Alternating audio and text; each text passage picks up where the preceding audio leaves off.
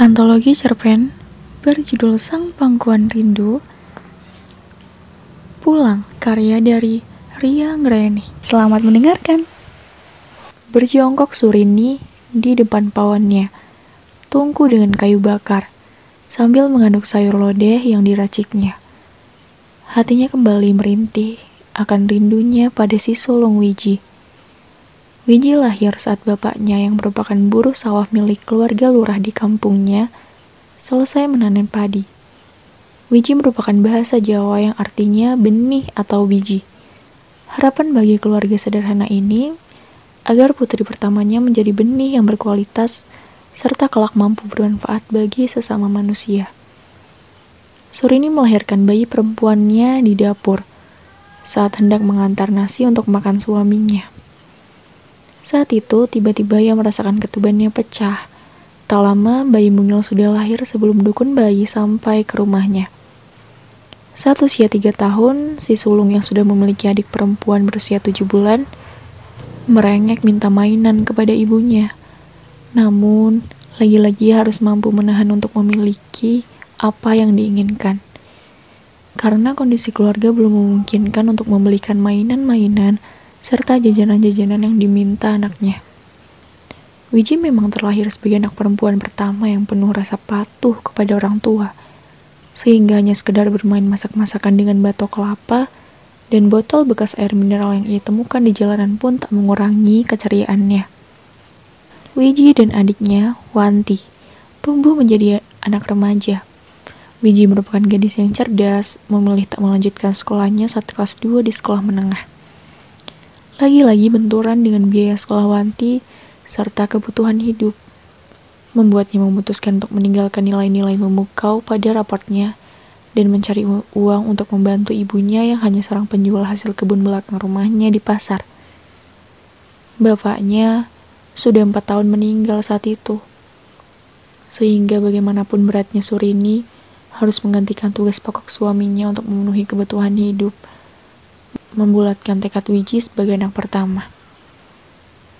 Pertama kali, Wiji bekerja di sebuah konter pulsa, kemudian pindah ke rumah makan, pernah di toko baju, lalu di konveksi rumahan sebagai penjahit.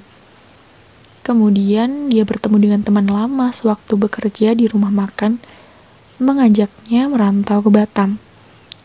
Di sana mereka diterima bekerja di pabrik garmen. Jauhnya jarak tempatnya merantau ke kampung halaman membuat Wiji jarang pulang. Karena besarnya ongkos untuk pulang, lebih baik ia kirimkan sebagai tambahan untuk tabungan ibunya jika ada kebutuhan mendesak. Namun rutin setiap akhir pekan, Wiji berkabar dengan adik dan ibunya, walau hanya melalui gawai untuk melepas penat akan rutinitas dan rindu pada mereka di rumah. Sayur lodeh mendidih. Tanda sudah matang. Sebelum Surini mengangkat dan menyajikannya di meja makan sederhana miliknya, ia mencicipi rasa sayur buatannya itu. Tepat Wanti masuk ke kamar selesai menyapu halaman depan rumahnya dan membakar sampah daun kering. Dilihat ibunya sedang mematikan api dalam tungku. "Sini Bu, biar aku aja yang angkat." Terdengar suara nyaring dari gawai Wanti di kamar. Bergegas, ia ke kamar setelah panci sayur lodeh diletakkan di meja. Tak lama setelah berbincang dengan penelpon, Wanti memanggil ibunya yang masih di dapur. "Bu, ini ditelepon dari Mbak Wiji, katanya Mbak Wiji mau pulang." Sambil senyum-senyum, Wanti menyerahkan gawai pada sang ibu. Sumring hati Surini dan Wanti setelah berbincang dan mendapatkan kabar baik itu. Sepertinya rasa rindu yang ia rasakan sedari pagi menjadi firasat baik untuk keluarga mereka. Awal bulan depan, Wiji akan cuti beberapa hari setelah hampir 35 bulan ia tak bertemu keluarga. Riri, nama asli dari Sri, merupakan teman satu kecamatan yang mengenalkan Wiji dengan Batam, juga akan pulang ke kampung halaman hari ini. Masing-masing dari mereka sudah siap dengan satu tas besar berisi sedikit pakaian dan oleh-oleh untuk keluarga dan kerabatnya nanti. 1 jam sebelum jam keberangkatan, mereka sudah sampai di Bandara Hang Nadim Setelah beberapa puluh menit menempuh perjalanan dengan bus dari kontrakan tempat mereka tinggal. Di kampung, Surini dan putri bungsunya sedang membersihkan kamar Wiji dan memasang spray baru untuk kasurnya. 1 hari sebelumnya, mereka membuat rencana masakan apa yang akan dibuat untuk menyambut kepulangan si sulung. Bikin gudeg sama sambal ati aja, Bu. Pasti Mbak Wiji kangen makan gudeg bikinan Bu. Ya udah, nanti kamu petik nangka muda, sepertinya masih ada 2. Yang satu biar matang di pohon, mudah-mudahan sebelum Mbak mau pulang lagi ke Batam udah matang. Iya Bu, nanti aku petik yang kecilnya. Sama nanti aku ke pasar cari hati sapi. Sama aku minta izin beli spray baru buat kamar Mbak Wiji ya Bu. Spray kita udah luntur semua warnanya. Terserah kamu aja, Dok. Beli kelapanya 2, yang satu nanti kita buatkan bakmu getuk. Kebetulan kemarin dikasih singkong sama Mbak Tarjo. Iya Bu. Dalam pesawat, Riri asik menikmati perjalanannya. Pemandangan dari atas bumi memang sangat menawan, di mana sungai besar serta gedung-gedung besar terlihat sangat kecil, ringkas seperti peta yang ia lihat pada buku geografi sekolah dulu. Di samping Riri, Wiji menikmati perjalanan dengan cara membaca Al-Quran. Ketakutannya akan ketinggian, ia obati dengan mengaji. Dulu, sewaktu kecil, ia belajar mengaji hanya sebatas bisa. Membaca huruf hijaiyah sambung masih terbata. Hingga kemudian, di Batam ia mendapatkan teman yang bisa mengajarkan mengaji lebih lancar, serta lebih baik dalam pengucapan hurufnya. Rezeki memang tak selalu berbentuk uang. Hadirnya seorang teman yang mengajak pada kebaikan akhirat juga merupakan rezeki yang tidak ternilai. Perjalanan udara sudah mereka lewati dengan lancar.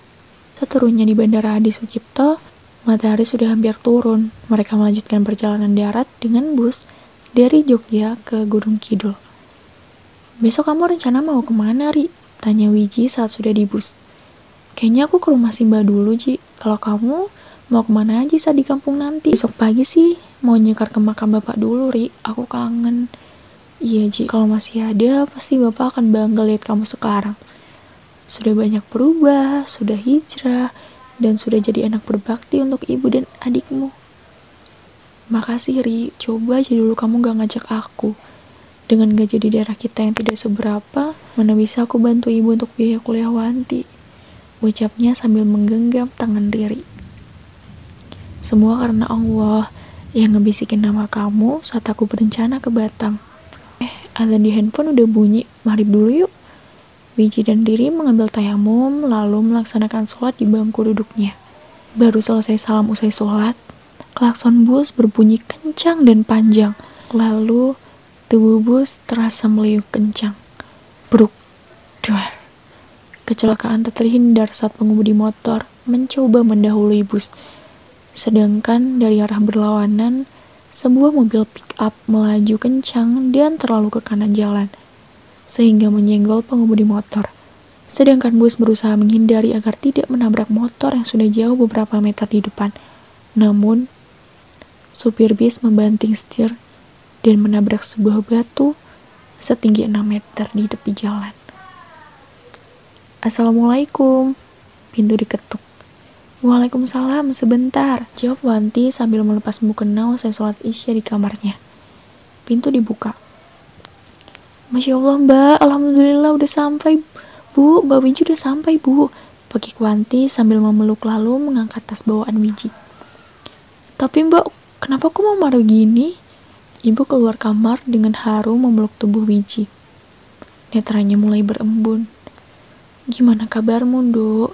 Di perjalanan tadi lancar toh? Kok badanmu dingin gini? Sambil memijit pelan pipi dan punggung tangan Wiji. Alhamdulillah lancar, Bu. Cuma tadi Ibu sempat ngerem mendadak. Aku kaget dan jidatku kepentok jok depanku. Ayo Mbak duduk, masa berdiri terus? Aku ambilin teh hangat dulu buat ngangetin badan ya. Sambil tersenyum dan berjalan ke bangku yang ada di ruang tamu. Ibu sehat kan? Tanya Wiji. Alhamdulillah, kayak yang kamu lihat sekarang. Ibu sehat. Tambah lagi sekarang bisa ketemu kamu. Ibu tambah sehat. Ibu udah rindu, Dok. Besok kita ke makam sekalian nyekar bapak ya, Bu. Gawai Wanti di kamar berdering.